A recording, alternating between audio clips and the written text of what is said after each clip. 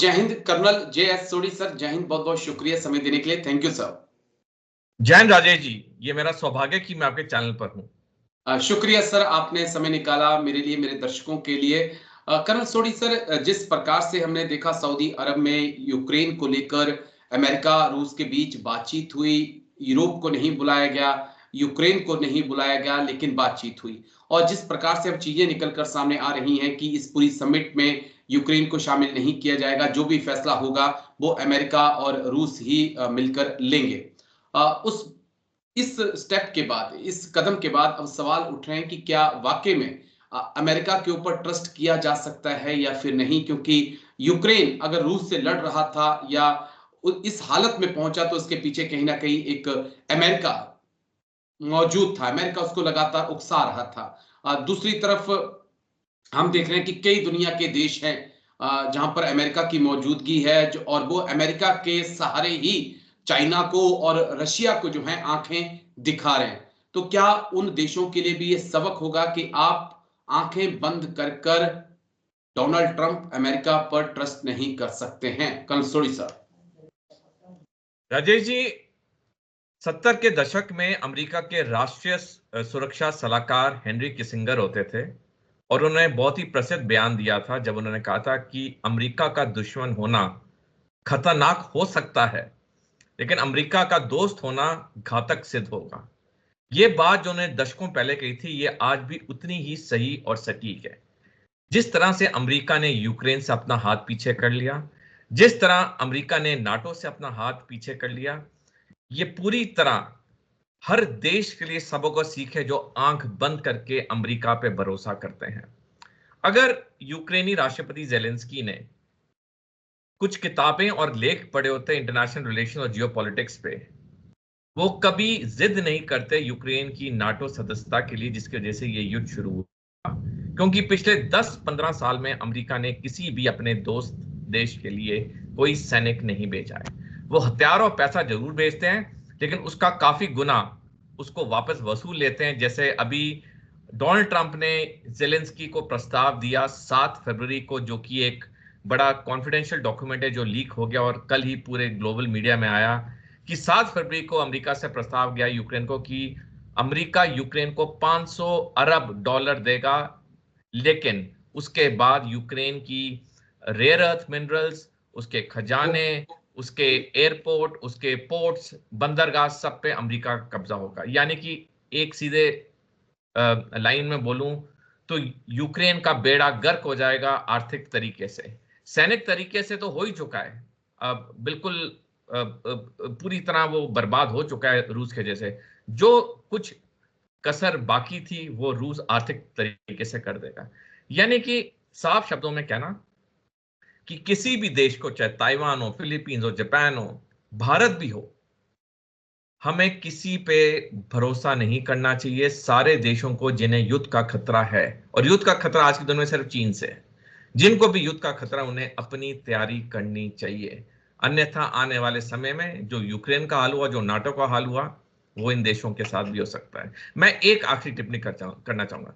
राजीव जी, पिछले साल 5 नवंबर को जब डोनाल्ड ट्रंप अमेरिकी राष्ट्रपति चुनाव जीते तो एक मेजॉरिटी भारतीयों में बड़ी खुशी की लहर थी, बड़ा उल्लास था कि डोनाल्ड ट्रंप आएंगे, जब सत्ता संभालेंगे भारत की बहुत मदद करेंगे। मैंने 5 नवंबर से लगातार आपके चैनल पे और कई विभिन्न चैनल पे जहां जाता हूं मैं बोलता रहा, इस कार्यकाल में डोनाल्ड ट्रंप किसी के नहीं होंगे, सिर्फ डोनाल्ड ट्रंप अमेरिका का फायदा देखेंगे। और देखिए मेरी बात कितनी सही और सिद्ध साबित हुई।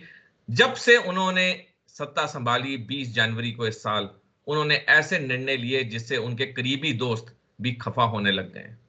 जी, मैं आऊंगा सर, और कई भारत को लेकर भी मैं आपके साथ बातचीत करूंगा। लेकिन उससे पहले एक पॉइंट मैं आपसे समझना चाहूंगा। अमेरिका को कहा जाता है कि ये दुनिया की सुपर पावर है और बहुत ताकतवर देश है, और तमाम जितनी कॉन्फ्लिक्ट होती हैं उसके अंदर कहीं ना कहीं अमेरिका की मौजूदगी होती है।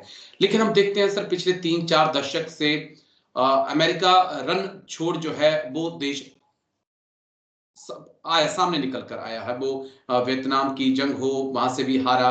हमने देखा कि वो यहाँ पर इराक में भी वहां से वो भागा, अफगानिस्तान से वो भागा, और आज हम देख रहे हैं कि आज वो यूक्रेन में भी भाग रहा है। हालांकि उसकी सैन्य उपस्थिति नहीं थी, लेकिन यूक्रेन के पीछे ताकत तो अमेरिका की ही थी।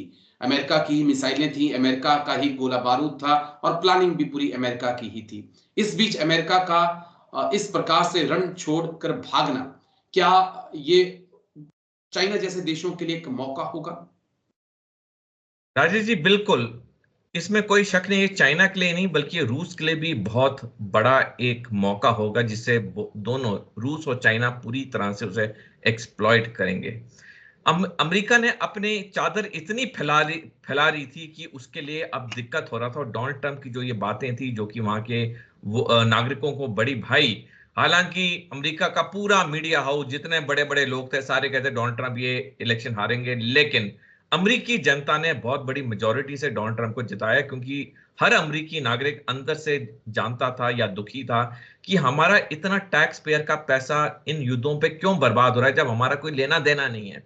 अमेरिका की आजादी 1776 में हुई और तब से लेकर आज तक अमेरिका ने डायरेक्टली या इनडायरेक्टली 201 युद्धों और जंगों में हिस्सा लिया है। ओके। आप समझ सकते हैं कितने अरबों डॉलर, कितने खरबों डॉलर बर्बाद हो गए, जिससे अमेरिका को कुछ फायदा नहीं हुआ। सिर्फ अमेरिका के हथियार बेचे गए, उससे एक फायदा हुआ अमेरिका को, लेकिन एंड में तो गया टैक्स पेयर का पैसा। तो ये जो मुहिम थी, जो कि डोनाल्ड ट्रंप ने शुरू की अपनी चुनावी रैलियों में या वहां के नागरिकों को भाई, और जिस तरह से उन्हें बड़ी बहुमत से इन्हें जीत हासिल हुई, अब इनको यकीन हो गया डोनाल्ड ट्रंप को, रिपब्लिकन पार्टी को, कि अगर हम ये काम अच्छा करेंगे तो अगले अमेरिकी राष्ट्रपति चुनाव जो कि 5 साल बाद हैं, उसमें हमारा ही उम्मीदवार जीतेगा। और जो सारा आंकलन लगाया जा रहा है, आज एग्जैक्टली 1 मंथ हुआ है डोनाल्ड ट्रंप को अमेरिका के 47वें राष्ट्रपति की पद लिए हुए, और 1 महीने के अंदर जिस तरह से उपराष्ट्रपति जेडी वांस उभर के आए हैं, अब आंकलन लगाया जा रहा है कि डोनाल्ड ट्रंप के बाद अगले राष्ट्रपति उम्मीदवार जेडी वांस होंगे। अब रिपब्लिकन जानते हैं कि अगर डेमोक्रेट को हटाना, क्योंकि डेमोक्रेट जो रिपब्लिकन की राय में जी। डेमोक्रेट ने बहुत पैसा बर्बाद किया। अब मैं दो छोटी बातें कहना चाहूंगा। कल डोनाल्ड ट्रंप ने कहा कि भारत को अमेरिका ने 21 मिलियन डॉलर दिए यूएस। जनरल इलेक्शंस जी। में परसेंटेज वोटिंग को बढ़ाने के लिए, और उस पर उन्होंने आपत्ति जताई कि ऐसा क्यों हुआ, हालांकि वो जानते कि भारत उनका मित्र दोस्त है। दूसरी चीज आज के अखबार में है कि डोनाल्ड ट्रंप ने कहा, जब एलॉन मस्क ने कल 123 पोजीशंस की इश्तिहार दिया इंडिया में, बॉम्बे में टेस्ला की फैक्ट्री के लिए, तो डोनाल्ड ट्रंप ने इस पे तीखा बयान दिया और कहा कि एलॉन मस्क भारत में क्यों फैक्ट्री लगा रहे हैं, अमेरिका में क्यों नहीं। और हम सारे जानते हैं कि एलॉन मस्क और डोनाल्ड ट्रंप की दोस्ती कितनी गहरी है। यानी कि डोनाल्ड ट्रंप जहां पे देखेंगे या देख रहे हैं, जैसे मैंने 5 नवंबर से लगातार बोलता हूं, कोई भी चीज जो अमेरिकी हित के खिलाफ होगी, डोनाल्ड ट्रंप वहीं बोलेंगे, उसी वक्त बोलेंगे। ये नहीं सोचेंगे ये मेरा करीबी दोस्त है, मेरा करीबी देश दोस्त है। कहने का मतलब है अगले जो 4 साल हैं डोनाल्ड ट्रंप के, उससे किसी देश को, चाहे ताइवान और फिलीपींस और भारत को, कोई उम्मीद नहीं रखनी चाहिए। अपनी सैनिक तैयारी में लगातार हमें इजाफा करना चाहिए।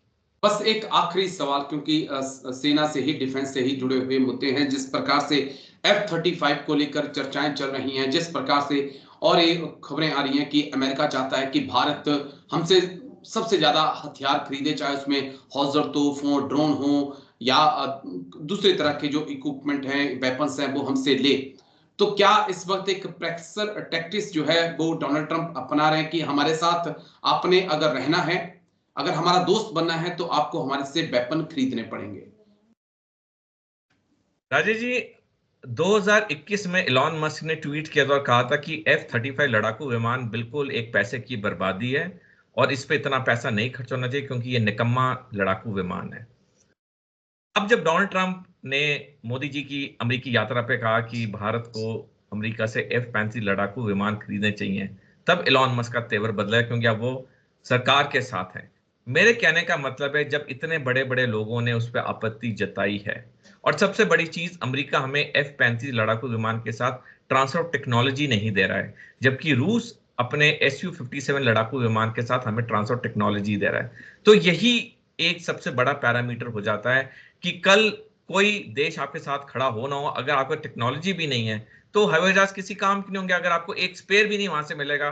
प्लस F-35 लड़ाकू विमान में के स्विच है यानी कि अगर अमेरिका को लगता है कि ये लड़ाकू विमान किसी उस चीज के लिए इस्तेमाल हो रहे हैं जो कि उनकी पॉलिसी के साथ नहीं है, वो केस स्विच को एक्टिवेट करें और लड़ाकू विमान वहीं का वहां दरा का दरा रह जाएगा। यानी कहने का मतलब है, जब इतनी चीजें सामने आ रही हैं F-35 लड़ाकू विमान के, तो मेरे को उम्मीद है कि भारतीय सरकार और भारतीय वायुसेना सोच समझ के पूरा विचार विमर्श करके ही कोई लड़ाकू विमान खरीदेगी, क्योंकि ये ग्लोबल टेंडर होते हैं, इसमें सारे देश हिस्सा ले सकते हैं, जो भी बेस्ट बिड पाई जाती है उसी को ठेका मिलता है। ये तो बिल्कुल एक फेयर तरीका है। जी, बस लास्ट छोटा सा सवाल, क्या अमेरिका एक ट्रस्टेड अलाई है या नहीं है? बस। राजेश जी, आपके सवाल देने से पहले मैं आपके दर्शकों से अनुरोध करूंगा, एक किताब जरूर पढ़ें, द ब्लड टेलीग्राम, जो कि गैरी बास ने लिखी है, और ये 1971 के युद्ध के ऊपर ये किताब है कि 1971 का युद्ध कैसे हुआ। उसमें उन्होंने लिखा है कि जब भारत युद्ध की तरफ अग्रसर था, तब प्रधानमंत्री इंदिरा गांधी जी ने 61 देशों को मदद के लिए चिट्ठियां लिखी, जितने 61 दुनिया के बड़े मुल्क थे। 61 देशों में से सिर्फ 3 ही देशों ने जवाब दिया और कहा हम मदद के लिए तैयार हैं। एक तब सोवियत संघ, जो अब रूस है, एक इजराइल था जिसके साथ हमारे तब कूटनीतिक रिश्ते नहीं थे, और तीसरा था यूगोस्लाविया। और जब 1971 में युद्ध हुआ, और हम सारे जानते हैं कि अमेरिका ने अपनी नौसेना का 7वां बेड़ा बंगाल की खाड़ी की तरफ रवाना किया। उनका मकसद था कि उनके जो मेरीन कमांडोज हैं वो चिटागोंग में अलाइड करें और वहां से फिर वो युद्ध पे हिस्सा लें, लेकिन उससे पहले ही भारतीय सेना ने जीत पा ली थी। तो इस दो बड़े चीजों के साथ, और जिस तरह अमेरिका ने नाटो और यूक्रेन से अपना हाथ पीछे खींचा है, आपके दर्शक बहुत पढ़े लिखे हैं, बहुत समझदार हैं, उन्हें मेरा जवाब मिल गया होगा। मिल गया होगा, और मुझे भी मिल गया। लेकिन शुक्रिया, बहुत बहुत शुक्रिया कर्नल सोडी सर, आप आए और इस मुद्दे पर इतनी बारीकी से आपने बात रखी। थैंक यू सर, जय हिंद। Thank you sir. धन्यवाद राजेश जी, जय हिंद।